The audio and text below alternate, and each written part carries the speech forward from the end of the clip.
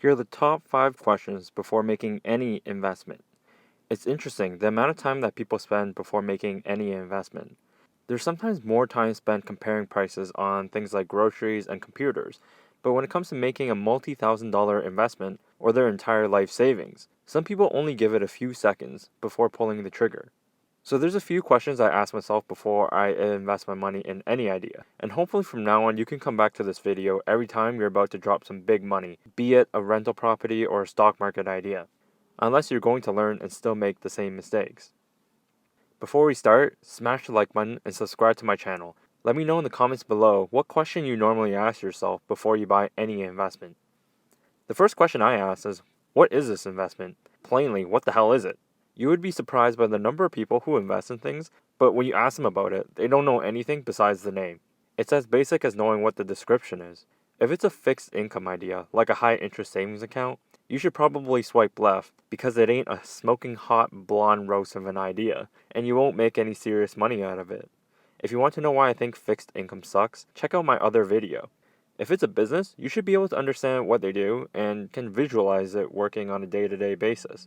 Hopefully you're someone who uses the products and services of the business too. For instance, if you invest in Coca-Cola, but the whole time you only drink Tropicana orange juice, then you've been really supporting Daddy Pepsi the whole time. Okay, so maybe your investment idea is something else, like a coffee shop, rental property, a meth lab that prints money, or something much more complex like cryptocurrency. It's important to know how the business works and what you're getting yourself into with some of the biggest risks. Instead of just taking whatever hot tip you hear from your friends. Because if something bad happens to you and you don't even know why or what happened, you're more likely going to freak out and say that your investment sucks. Then you're probably going to panic and sell out of it and be mad at yourself. The second question is, what is your confidence level with this investment? You may know what the investment is, but think about how much confidence you have in it to do well. Ask yourself honestly, what's the reason why you're so confident? Or maybe it's just blind hope. Maybe the investment idea has good qualities, like a long history, great product, or service. Or maybe everyone's talking about the idea, so they must know something that you don't. Just because someone else has had success with the idea, it doesn't necessarily mean it will for you too. Usually, if everyone like aunties and uncles are talking about something hot and trending over Thanksgiving, it's usually a good time to get out. If bad things happen, you should be confident enough to hold on to your investment and believe it has the ability to bounce back. Or perhaps you're confident enough to buy even more when times are tough. Usually a good test of your confidence is if you lived on an island without internet access for a decade. Do you think your investment idea would turn out okay? My third question is, do you think the investment idea has good growth potential? And in doing what specifically? The world is filled with thousands of great ideas and promises. It's how we work. Once a prominent workspace idea turned into an enormous blow-up because everyone was skeptical of where the money was going. In terms of businesses, there's a lot of big ones out there, like grocery stores, clothing companies, and car brands, many that you already know. But how many of them do you think are actually growing? You should be convinced that the investment has what it takes to generate more money for you. If it's a business, growth plans can be from making more stores, innovating new products, or simply raising the prices. Or maybe the business, like most, is just doing whatever it takes to survive by slashing costs everywhere and cutting department budgets. As a regular person, you might have a gut feeling about a company by simply asking people how they feel about their jobs or reading news titles. You should be wondering if the business is mostly hiring, replacing, or laying off people.